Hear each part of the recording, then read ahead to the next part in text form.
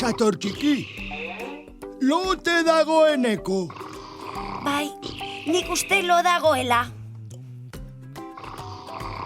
Eneko! Asto txiki, zergaiti zaude hain tematuta lo dagoela ziurtatu nahian?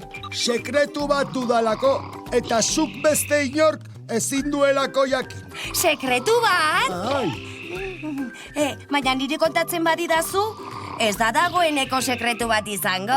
nola esetz? Ez ba, zutaz gain, beste pertsona batek baldin badaki, sekretua ez da hain sekretu.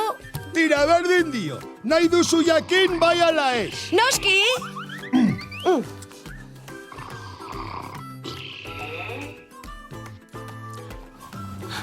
Zertan zaritzate?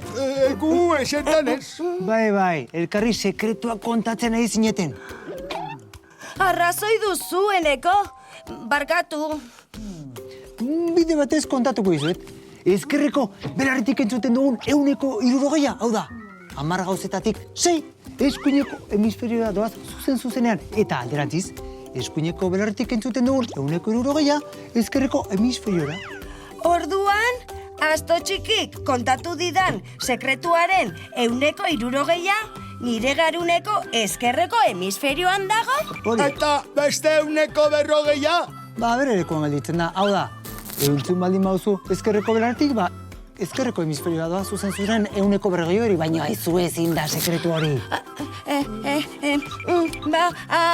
Galdetu iezaiozu asto txikiren eskuineko hemisferioari? Eta eskerrekoari?